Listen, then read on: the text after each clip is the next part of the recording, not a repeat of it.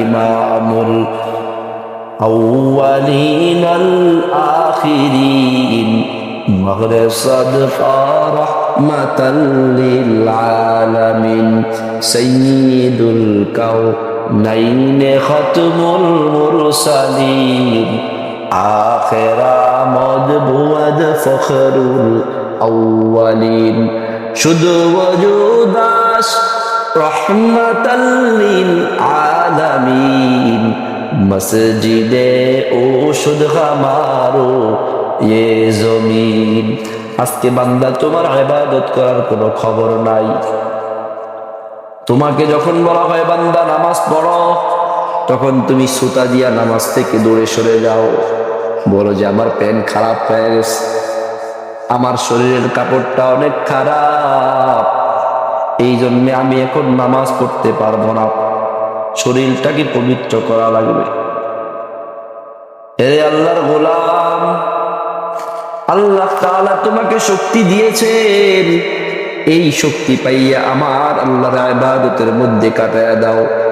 এমনও একদিন আসবে রে গোলাম, যেই দিন বান্দা তুমি 1000 বার চেষ্টা করেও ইবাদত করতে পারবা না, তোমার শরীরের মধ্যে শক্তি থাকবে না। 1000 বার চেষ্টা করার পর তুমি বান্দা রুকু থেকে সোজা হয়ে দাঁড়াইতে পারবা না, সোজা হয়ে দাঁড়াইয়া আবার সাজদার মধ্যে যাইতে পারবা না, সাজদার থেকে আবার তুমি সোজা হয়ে ওইটা বসতে পারবা না, তোমার শরীরে শক্তি থাকবে না। এই জন্য আল্লাহ তাআলা যেই শক্তি তোমাকে বর্তমানে দিলেন, ওই শক্তি পাইয়া আমার আল্লাহর ইবাদতের মধ্যে তুমি কাটায়া দাও। মুকুম চুসতি নামাজে পাঞ্জে গানা ফাওয়াইলুল লিল মুসাল্লিন আল্লাযীনা মুমিনারা ই নামাজ ইমদাদে দার ইস্তাঈনু আয়াতে কুরআবখা কালিমাতান হাবিবাতান ইলার রহমান ثقيلتان في الميزان خفيفتان على اللسان سبحان الله وبحمده سبحان الله العظيم। আল্লাহর হাবিব সাল্লাল্লাহু আলাইহি ওয়াসাল্লাম দুইটা কালিমার কথা বলেন, দুইটা বাক্যের কথা বলেন। কয়টা? দুইটা। বলে এই দুইটা বাক্য পড়লে কি লাভ? নবী বলেন কালিমাতানি হাবিবাতানি ইলার রহমান, এই দুইটা কালিমা যেই বান্দা পড়বে, ওই বান্দা আমার আল্লাহ তাআলার কাছে অনেক বেশি প্রিয় হয়ে উঠবে, পছন্দনীয় হয়ে উঠবে। শুধু তাই নয়, এই দুইটা কালিমার কেমন পাওয়ার!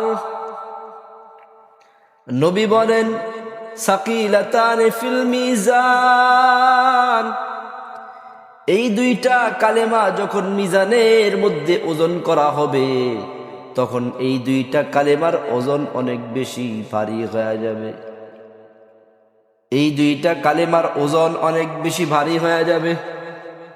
মনের মধ্যে প্রশ্ন আসতে পারে, যেই দুইটা কালেমা আল্লাহ তাআলা অনেক বেশি পছন্দ করেন, যেই দুইটা কালেমা আল্লাহ তাআলা অনেক বেশি পছন্দ করেন, আল্লাহ তাআলার কাছে যেই দুইটা কালেমা অনেক বেশি প্রিয়, আবার এই দুইটা কালেমা যখন নেকের পাল্লায় ওজন করা হবে, তখন এই দুইটা কালেমার পাল্লা অনেক বেশি ভারী হয়ে যাবে। মনের মধ্যে প্রশ্ন আসতে পারে, না জানি এই দুইটা কালেমা কত কঠিন। এই জন্য নবী বলেন খাফিফাতানি আলাল লিসান, বান্দা শোন, এই দুইটা কালেমা এত সহজ। বলে কেমন সহজ? আল্লাহর নবী বলেন খাফিফাতানি আলাল লিসান, এই দুইটা কালেমা যেই বান্দা পড়বে অতি সহজেই এই দুইটা কালেমা মুখস্থ করতে পারবে। বান্দা তুমি তাকাইয়া দেখো, কুরআনুল কারীম যদি তুমি পড়তে চাও, তোমাকে সুন্দর করে অজু বানাইয়া তারপর কোরআনুল কারীম নিয়ে তুমি পড়া লাগবে। তুমি বান্দা কোরআনুল কারীম নিতে হবে সামনে, দেখা দেখা যদি পড়তে চাও তাহলে তোমাকে দেখে দেখে পড়তে হলে তোমাকে অজু বানানো লাগবে। শুধু অজু থাকলে হবে না, বরং কোরআনুল কারীম তেলাওয়াত করার মতো যোগ্যতা তোমার থাকা লাগবে। তোমার বান্দার যোগ্যতাও নাই, তুমি কোরআনুল কারীম দেখেও পড়তে জানো না, বান্দা তোমার অজু নাই, তাহলে তুমি কোরআন দেখে দেখে পড়ে পড়ে কিন্তু ইবাদত করতে পারবা না। কিন্তু আল্লাহ তাআলার নবী আলাইহিস সালাতু ওয়াস সালাম এমন দুইটা জিকিরের কথা বললেন, যেই দুইটা জিকির বান্দা যদি তুমি করতে চাও তাহলে বান্দা তোমাকে কোনো সময় ওযু করা লাগবে না। যেই কোনো জায়গায় বসিয়া যেই কোনো হালতে বান্দা তুমি থাকো না কেন, সব সময় সব একই জায়গায় হালতে সব সময় আমার মাওলা পাকের দুইটা জিকির তুমি করতে পারবা। কেমন সেই জিকির? নবী বলেন, সুবহানাল্লাহি ওয়া বিহামদিহি সুবহানাল্লাহিল আযীম, সুবহানাল্লাহি ওয়া বিহামদিহি সুবহানাল্লাহিল আযীম, সুবহানাল্লাহি ওয়া বিহামদিহি সুবহানাল্লাহিল আযীম। এই দুইটা কালেমা পড়লে লাভ কয়টা? জোরে বলেন, কয়টা লাভ? দুইটা লাভ। এক নাম্বার লাভ হইল হাবিবাতানি ইলার রহমান। এই দুইটা কালেমা যেই বান্দা অন্তর থেকে পড়বে ওই বান্দা আল্লাহ তাআলার প্রিয় পাত্র হয়ে উঠবে। এক নাম্বার ফায়দা। দুই নাম্বার ফায়দা কি? নবী বলেন, সাকিলাতানি ফিল মিজান। এই দুইটা কালেমার উপরে যেই বান্দা আমল করতে পারবে ওই বান্দার কালেমা যখন হাসরের মাঠে ওজন করবেন, আল্লাহ তাআলা ওই ওজনের পাল্লার মধ্যে এই দুইটা কালেমা অনেক বেশি ভারী হয়ে যাবে।